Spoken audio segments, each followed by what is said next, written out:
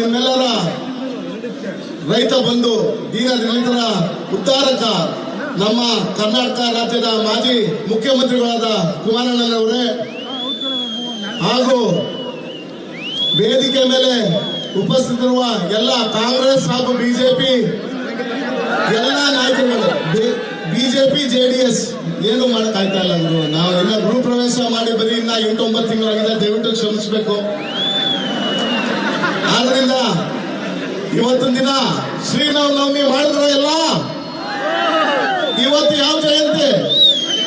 ಹನುಮ ಜಯಂತಿ. ಆಗ್ಲೇ ಶ್ರೀರಾಮ ಮೈಸೂರಿಗೆ ಬಂದು ಹೋಗಿದ್ದಾರೆ. ಶ್ರೀರಾಮ ಅಂದ್ರೆ ಯಾರು ಗೊತ್ತಾ? ನರೇಂದ್ರ ಮೋದಿಜಿ ಅವರು ಬಂದು ಮೈಸೂರಿನಲ್ಲಿ ಭಾಷಣ ಮಾಡ್ಬಿಟ್ಟು ಹೋಗಿದ್ದಾರೆ ಅಂತ ಹೇಳ್ತಾ ಇರೋದು ನಿಮ್ಗೆ. ಇವತ್ತಿನ ದಿನ ಹನುಮ ಜಯಂತಿ, ಅದರಿಂದ ಹನುಮಾನವರು ಬಂದು ಕೂತಿದ್ದಾರೆ. ಇವತ್ತು ಸಾಕ್ಷಾತ್ ಹನುಮಾನ ಬಂದು ಇವತ್ತಿನ ದಿನ ಕೂತಿದ್ದಾರೆ. ಆದ್ರಿಂದ ನಾನು ಹೇಳ್ಕೊಳ್ಳೋದಿಷ್ಟೇ, ಯಾರು ಈ ಕರ್ನಾಟಕ ರಾಜ್ಯದಲ್ಲಿ ಸಾಲವನ್ನು 2 ಬಾರಿ ಮನ್ನಾ ಮಾಡಬೇಕು ಅಂತಂದ್ರೆ ಒಂದು ಗಂಡಸ್ತನ ಬೇಕ್ರಿ. ಸುಮ್ಮನೆ ಬಂದು ನಿಂತ್ಕೊಂಡು ಭಾಷಣ ಮಾಡಿಬಿಟ್ಟು ಅದ್ ಕೊಡ್ತೀನಿ ಇದ್ ಕೊಡ್ತೀನಿ ಅನ್ನೋದಲ್ಲ. ನಿಂತ್ಕೊಂಡು ಜನರ ಕೆಲಸ ಮಾಡಬೇಕು ಅಂತಂದ್ರೆ ಅದಕ್ಕೊಂದು ಗಂಡಸ್ತನ ಬೇಕು. ಅದು ನಮ್ಮ ಕುಮಾರಣ್ಣನಲ್ಲಿದೆ ಅನ್ನೋದನ್ನ ನಾವು ಹೆಮ್ಮೆಯಿಂದ ಹೇಳ್ಕೊತೇವೆ. ಆದ್ರೆ ಇವತ್ತು ಇರೋದು ಪ್ರಶ್ನೆ ನಿಮ್ ಮುಂದೆ, ಎರಡೇ ಪ್ರಶ್ನೆ, ಎರಡೇ ಆಯ್ಕೆ ಇರೋದು. ನಿಮಗೆ ಶ್ರೀರಾಮ ಅಂತ ಇರುವಂತ ನಮ್ಮ ದೇಶಕಾಯ ಪ್ರಧಾನಿ ಬೇಕಾ? ಇಲ್ಲ ಅಂತಂದ್ರೆ ನಮ್ಮ ರೈತರು ಕಾಯಂತ ಒಬ್ಬ ನಾಯಕ ಬೇಕು ಅಂದ್ರೆ ಕುಮಾರಣ್ಣ ಬೇಕು. ಅವೆರಡೇ ಮಾತನ್ನ ಹೇಳ್ಬೇಕು. ಯಾಕೆಂತಂದ್ರೆ ಈಗ ಕಾಂಗ್ರೆಸ್ ಪಾರ್ಟಿ ಅವರಿಗೆ ಯಾರನ್ನೋ ಒಬ್ಬರನ್ನ ಕರ್ಕ ಬಂದು ಚುನಾವಣೆಗೆ ನಿಲ್ಲಿಸಿದ್ದಾರೆ. ಬಂಧುಗಳೇ, ನಿಮ್ಗೆ ಗೊತ್ತಿರುವಂಗೆ ಕುಮಾರಣ್ಣನ ಒಂದು ಇದು ಎಲ್ಲ ಮನೆಗೂ ಕುಮಾರಣ್ಣ ಏನು ಅನ್ನೋದು ಎಲ್ಲರಿಗೂ ಗೊತ್ತಿರುವಂತ ವಿಚಾರ. ಆದ್ರೆ ಕಾಂಗ್ರೆಸ್ ಪಕ್ಷದ ಕ್ಯಾಂಡಿಡೇಟ್ ನಿಂತಿದ್ದೀರಲ್ಲ, ಅವ್ರು ಯಾರು ಅನ್ನೋದು ನಿಮ್ಗೆ ಯಾರಿಗಾರು ಗೊತ್ತಾ? ಈಗ ಒಂದ್ 8 ತಿಂಗಳಿಂದ, 3-4 ತಿಂಗಳಿಂದ ಚುನಾವಣೆಗೆ ಸ್ಪರ್ಧೆ ಮಾಡ್ತೀವಿ ಅಂತ ಕರ್ಕ ಬಂದಿದ್ದಾರೆ. ಕಾಂಗ್ರೆಸ್ ಪಕ್ಷ ಇವತ್ತಿನ ದಿನ ಯಾವ ರೀತಿ ಆಗಿದೆ ಅಂದ್ರೆ ಅವರಿಗೆ ಯಾರು ಕ್ಯಾಂಡಿಡೇಟೇ ಸಿಗದೆ ಇರುವಂತ ಪರಿಸ್ಥಿತಿ ಬಂದ್ಬಿಟ್ಟಿದೆ. ಎಂತೆಂತ ನಾಯಕರು, S.N. ಕೃಷ್ಣ ಅಂತ ನಾಯಕರುಗಳೇ ಕಾಂಗ್ರೆಸ್ನ ಯಾವ ರೀತಿ ಅವ್ರನ್ನ ನಡೆಸ್ಕೊಳ್ಳುವಂತ ರೀತಿ ನೀತಿಗಳನ್ನ ನೋಡ್ಬಿಟ್ಟು ಇವತ್ತಿನ ದಿನ ಬಂದು ಬಿಜೆಪಿ ಪಕ್ಷ ಸೇರ್ಕೊಂಡಿದ್ದಾರೆ ಅಂದ್ರೆ ನೀವುಗಳೆಲ್ಲ ಅರ್ಥ ಮಾಡ್ಕೋಬೇಕು. ಅದೇ ರೀತಿ ನಾವು ಮೋದಿ ಅವ್ರು ನೋಡಿ, ದೇವೇಗೌಡರು ಅಪ್ಪಾಜಿ ಅವ್ರನ್ನ ಯಾವ ರೀತಿ ಕರ್ಕೊಂಡ್ಬಂದು ಅವ್ರಿಗೆ ಯಾವ ರೀತಿ ಒಂದು ಸನ್ಮಾನ ಮಾಡಿ ಅವ್ರನ್ನ ಯಾವ ರೀತಿ ಮಾತಾಡ್ತಾರೆ ಅನ್ನೋದನ್ನ ನೀವೆಲ್ಲ ಅರ್ಥಕೋಬೇಕು. ದಯಮಾಡಿ ನಿಮ್ಗೆ ಇವತ್ತಿನ ದಿನ ನಮ್ಮ ರೈತರು ಬಹಳ ಹಸನಾಗಿರ್ಬೇಕು ಅಂತಂದ್ರೆ ದಯಮಾಡಿ ನೀವೆಲ್ಲ ಯೋಚನೆ ಮಾಡಬೇಕು. ಆಗ್ಲೇ ಒಂದ್ಸತಿ ತಪ್ಪನ್ನು ಮಾಡ್ಕೊಂಡಿದ್ದಾರೆ ಮದ್ದೂರು ಜನತೆ. ಈ ಸತಿ ನಾವು ಅತಿ ಹೆಚ್ಚು ಮತವನ್ನು ಕೊಟ್ಟು ಕುಮಾರಸ್ವಾಮಿ ಅವ್ರನ್ನ ಇವತ್ತಿನ ದಿನ ಖಂಡಿತವಾಗ್ಲೂ ಆಗ್ಲೇ ರವೀಂದ್ರ ಅವ್ರು ಹೇಳಿದ್ರು ಏನಾಗ್ತಾರೆ ಅಂತ. ಖಂಡಿತವಾಗ್ಲೂ ಕುಮಾರಣ್ಣ ಅವರು ಕೇಂದ್ರದ ಕೃಷಿ ಸಚಿವರಾಗ್ತಾರೆ, ಮತ್ತೆ ಫರ್ಟಿಲೈಸರ್ ಮಂತ್ರಿ ಆಗೋದಂತ ಗ್ಯಾರಂಟಿ. ಈಗಾಗಲೇ ನೋಡ್ತಾ ಇದ್ದೀರಿ ಟಿವಿಲಿ, ನಮ್ಮ NDA ಈಗಾಗಲೇ ಗುಜರಾತ್ ಅಲ್ಲಿ ನೋಡಿದಿರಿ.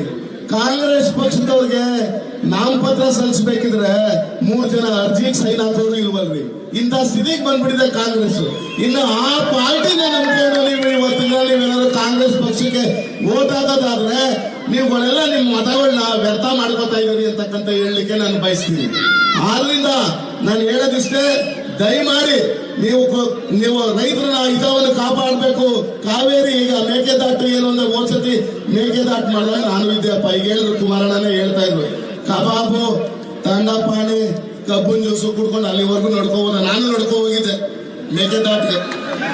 ಸೊ ಈಗ ಏನು ಅಂತಾರೆ, ಏನು ನಾನು ಬೇರೆ ಪಾರ್ಟಿಗೆ ಬಂದ್ಬಿಟ್ಟಿದ್ದೀನಿ, ಅದರಿಂದ ಏನು ಪ್ರಯೋಜನ ಆಗ್ಲಿಲ್ವೇ? ಅವ್ರೇನ್ ಹೇಳಿದ್ದು, ನಮ್ಮ ಪಕ್ಷ ಅಧಿಕಾರ ಬಂದ ತಕ್ಷಣ ನಾನು ಮೇಕೆದಾಟು ಯೋಜನೆ ಮಾಡ್ತೀನಿ ಅಂತ. ಇವತ್ತಿನ ದಿನ ಯಾರು ಆ ಮೇಕೆದಾಟು ಯೋಜನೆನ ಇವತ್ತಿನ ದಿನ ಪರಿಪೂರ್ಣವಾಗಿ ಮಾಡುವಂತ ಶಕ್ತಿ ಅದೇನಾದ್ರು ಇದ್ರೆ ಅದು ಕುಮಾರಸ್ವಾಮಿ ಅವರು ಮತ್ತೆ ನರೇಂದ್ರ ಮೋದಿ ಅವರು ಒಬ್ಬರಿಗೆ ಅಂತಕ್ಕಂಥದ್ದನ್ನ ನಾನು ಹೇಳಲಿಕ್ಕೆ ಇಚ್ಛೆ ಪಡ್ತೀನಿ ಇವತ್ತಿನ ದಿನ. ಆದ್ರಿಂದ ಈಗ ಇವರು ಕೊಡ್ತಾ ಇದಾರಲ್ಲ ಈ ಗ್ಯಾರಂಟಿಗಳನ್ನ, ಈಗಾಗಲೇ ರವೀಂದ್ರ ಅವ್ರು ಹೇಳಿದಾಗೆ ಅದು ಯಾರದು ಏನೂ ಅಲ್ಲ. ಈಗ ನಮ್ಮವರು ನಿಮ್ ಮನೇಲಿ 2,000 ಕೇಳಿದ್ರೆ ನಿಮ್ ಮನೆಯವ್ರು ಕೊಡಲ್ವಾ? ಕೊಡ್ತೀಯ ತಾನೆ? ಹಂಗೆ ನಾನು ನಮ್ಮ ಮನೆಯವ್ರೇನಾದ್ರು 2,000 ಕೇಳಿದ್ರೆ ಕೊಡ್ತೀವಿ. ಅದನ್ನೆಲ್ಲ ಅದು ತಗೊಂಡು ನಿಮ್ಗಳು ಕೊಡ್ತಾ ಇದಾರೆ ಅಷ್ಟೇ. ಅಕ್ಕ ತಂಗಿದ್ರು, ನಮ್ಮ ತಾಯಂದಿರು, ನೀವು ಇದನ್ನೆಲ್ಲ ಯೋಚನೆ ಮಾಡ್ಬೇಕಾಯ್ತದೆ. ಯಾರಪ್ಪನ ಮನೆಯಿಂದನೂ ಅವ್ರೇನು ದುಡ್ಡು ಕೊಡ್ತಾ ಇಲ್ಲ. ಅದನ್ನ ದಯಮಾಡಿ ನಮ್ಮ ಅಕ್ಕ ತಂಗಿದಿರು, ಅವನಿರು ಯೋಚನೆ ಮಾಡಿ 22ನೇ ತಾರೀಕು ನಡೆಯುವಂತ ಚುನಾವಣೆಯಲ್ಲಿ ನೀವು ಕುಮಾರಣ್ಣನವ್ರಿಗೆ ಮತ ಕೊಟ್ರೆ ನಿಮ್ಮೆಲ್ಲರಿಗೂ ಹಿತ ಆಗುತ್ತೆ ಅಂತಕ್ಕಂಥ ಮಾತನ್ನ ಹೇಳಲಿಕ್ಕೆ ಇಚ್ಛೆ ಪಡ್ತೀನಿ. ಹಾಗೆ ಈಗಾಗಲೇ ತಿರ್ಗಾ ಇನ್ನೊಂದು ಗಿಮಿಕ್ ಮಾಡೋದು ಶುರು ಮಾಡಿದ್ದಾರೆ.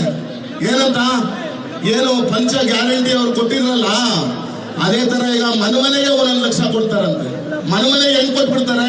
ಈಗ ಕಾಂಗ್ರೆಸ್ ಅವರು ಸ್ಪರ್ಧೆ ಮಾಡ್ತಾ ಇರೋದೇ 234 ಸೀಟ್ ಏನೋ. ಅದರಲ್ಲಿ ಅವರು ಈಗ ಗೆದ್ದಿರೋದೆಷ್ಟು? 44. ಅದಕ್ಕಿಂತ ಜಾಸ್ತಿ ಇನ್ನೊಂದು 5 ಸೀಟ್ ಗೆಲ್ಬೋದಪ್ಪ. 45 ಸೀಟ್ ಇಟ್ಕೊಂಡು ಮನೆಗೂ ನಾನು 1 ಲಕ್ಷ ಕೊಡ್ತೀನಿ. ಈ ಮತ್ತೆ ನಮ್ಮ ಹುಡುಗರುಗಳಿಗೆಲ್ಲ ಯುವ ನಿಧಿಲಿ 1 ಲಕ್ಷ ಕೊಡ್ತೀನಿ ಅಂತ ಇದು ಮಾಡಿದ್ರೆ ಎಲ್ಲಿಂದ ಕೊಡ್ತಾರಪ್ಪ? ಅವ್ರ ಪಕ್ಷ ಅಧಿಕಾರಕ್ಕೆ ಬಂದ್ರೆ ತಾನೇ ಅವ್ರು ಕೊಡಕ್ಕಾಗದು. ಆದ್ರಿಂದ ಇವೆಲ್ಲ ಈ ಕಾಂಗ್ರೆಸ್ ಪಕ್ಷದವರ ಗಿಮಿಕ್ ನೀವು ದಯಮಾಡಿ ಯಾರು ನಂಬೇಡಿ. ಅಣ್ಣ ತಮ್ಮದಿರೇ, ಅಕ್ಕ ತಂಗಿಯರೇ, ದಯಮಾಡಿ ನಮ್ಮ ರೈತರ ಹಿತವನ್ನು ಕಾಪಾಡಲಿಕ್ಕೆ ನಮ್ಮ ಕುಮಾರಣ್ಣ ಅವ್ರನ್ನ ನೀವು 26ನೇ ತಾರೀಕು ನಡೆಯುವಂತ ಚುನಾವಣೆಯಲ್ಲಿ ನಮ್ಮ ಮದ್ದೂರು ತಾಲೂಕಿನಲ್ಲಿ ಅತಿ ಹೆಚ್ಚು ಬಹುಮತದಿಂದ ಆರಿಸಿ ಗೆಲ್ಲಿಸಬೇಕು ಅಂತಕ್ಕಂಥ ಮಾತನ್ನು ನಾನು ಕೇಳ್ಕೊಂಡು, ಕುಮಾರಣ್ಣನ ಸಂಖ್ಯೆ ಖಂಡಿತವಾಗ್ಲೂ ನೀವುಗಳೆಲ್ಲರೂ ಮರಿದೇನೆ ನಿಮ್ಮ ಬೂತ್ಗಳಲ್ಲಿ ನಿಂತ್ಕೊಂಡು ಕಟ್ಟಾಳಾಗಿ ನಿಂತ್ಕೊಂಡು ನೀವು ಓಟ್ ಹಾಕ್ಸಿದ್ರೆ ಖಂಡಿತವಾಗ್ಲೂ ನೀವು ಬದಲಾವಣೆಯನ್ನು ತರಬಲ್ರಿ ಅಂತಕ್ಕಂಥ ವಿಶ್ವಾಸದಿಂದ ಹೇಳಿ ನನ್ನ ಮಾತನ್ನು ಮುಗಿಸ್ತೇನೆ. ಜೈ ಹಿಂದ್, ಜೈ ಕರ್ನಾಟಕ. ಮಾತೆ ಗುರುಚರಣರವರಿಗೆ ಹೃತ್ಪೂರ್ವಕ ಧನ್ಯವಾದಗಳನ್ನ ಸಮರ್ಪಿಸ್ತಾ ಈಗ ವೇದಿಕೆಯಲ್ಲಿ ಮಾಲಾರ್ಪಣೆಯನ್ನ ಮಾಡ್ತಿದ್ದಾರೆ. ಸ್ವಲ್ಪ ಜಾಗ ಮಾಡಿಕೊಡ್ಬೇಕು. ನಮ್ಮ ಸ್ವಾಮಿಗೌಡರನ್ನ ಬರಮಾಡ್ಕೊಳ್ತಾ ಇದ್ದೇನೆ. ಬಿಜೆಪಿಯ ಮುಖಂಡರು ಮನ್ಮೂಲ್ನ ನಿರ್ದೇಶಕರನ್ನ ಪ್ರೀತಿಯಿಂದ ಬರಮಾಡ್ಕೊಳ್ಳೋಣ. ಸ್ವಾಮಿಗೌಡರ ನುಡಿಗಳನ್ನ ಕೇಳೋಣ. ಸ್ವಾಮಿಗೌಡರು ಒಂಚೂರು ಬರ್ಲಿಕ್ಕೆ ಜಾಗ ಮಾಡ್ಕೊಡಿ. ಬಹಳಷ್ಟು ಸಮಾಜಮುಖಿ ಸೇವೆಯಲ್ಲಿ ತೊಡಗಿಸ್ಕೊಂಡಿರುವಂತ ಸ್ವಾಮಿಗೌಡರು ಸರ್.